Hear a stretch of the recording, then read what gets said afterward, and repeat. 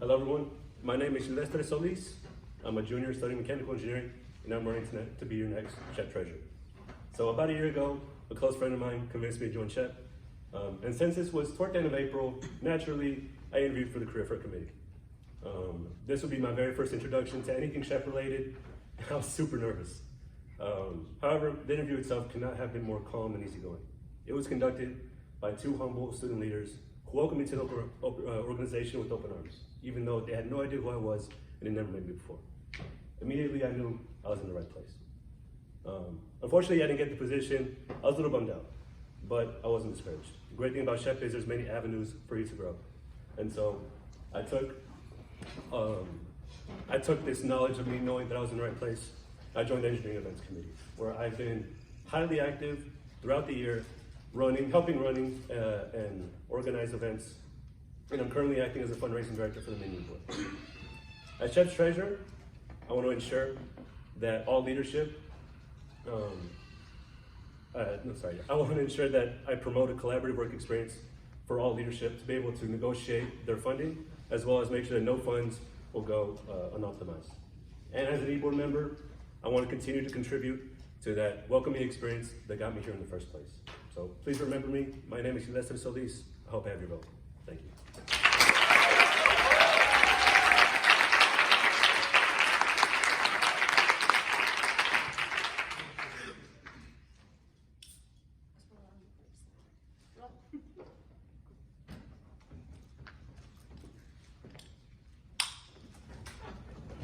Hi, Silvestre.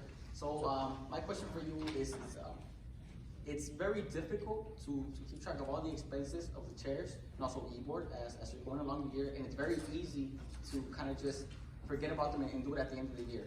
But what's your drive behind being treasurer, and two, what type of system do you have in place to organize all the transactions? So I've been blessed to have your guidance, because during our interview, you were able to show me kind of how you do things now.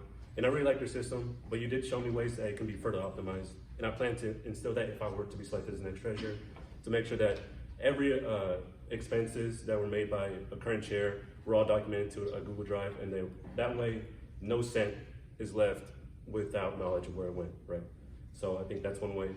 What drives me though, I mean, I've been in here for about a year. Before I joined the organization, I really was lost in where I was going in my collegiate journey. And SHPE basically changed my life. It really did. So my drive is I want to give back tenfold what it's given me. And that's my drive. I love everyone here. I love all my familia, so that's my drive right now. Oh. Thank you for your speech. I really enjoyed listening to you. So my question would be, you're in an e-board meeting, and we're planning events, right? Picture yourself somewhere. So we sit down and we are supposed to, looking at previous years, right, take what they've been doing, get the lessons learned, and make our plan for the years to come. Sure. You have a conflict between 3 events and you don't have enough money. How do you plan to go about selecting which event we should or should not have? Sure. So I think with SHPE, we're professional engineers, right? And so we have to look at what the events, the pillars that they fall under. I think professionalism and leadership kind of trump everything else. So depending on what the events are, definitely. So let's say one was professional, one was leadership, and one was just like a social event. I think I would prioritize. Is that the 2 minutes? Okay. So I think I would prioritize, and then after that, I would set up fundraising events throughout the semester as well. That way, if we were to run into that situation, we'd still be able to accommodate. Hopefully, right? We don't want any events to go like unwarranted or unheard of or whatever. So definitely set up fundraising events to be able to basically do as many events as we want to do. But definitely, there's a hierarchy, professional leadership, and then everything else. Thank you. Hello, how you doing? All right. Great speech. I really liked your goals of being able to let the chairs kind of state their case for the event that they want to have in order to increase our budget or expenses for that event's carried out. And then also the room for just for SHPE, that would be very fun for y'all. No. But so with all that investing and saving for SHPE, it's not just gonna be sitting there. Like, what is your goal to kind of invest it back into the organization, and then what do you wanna ideally happen with that money? So I think the two biggest events for SHPE is definitely National Convention or ODC. You know, those events are just monumental in terms of growing our members. And so I think if I were to be selected, my goal would be to get as many members to those events as possible, right? So I think optimizing in order to save for the events, but get as many people as possible to the National Convention would be my goal. So that's where, hopefully, that's where most of the funding can go. But since National Convention is towards the beginning of the year, then maybe we could save it for RDC. And then the rest, I want to like pump into professional and leadership development. That's why we're here, right? We want to go out there and get professional engineering jobs. So we want to build our members up professionally as much as possible. Thank you. Follow-up question to that. Do you know how many people we sponsored for National Convention last year? 31. I have a question for you.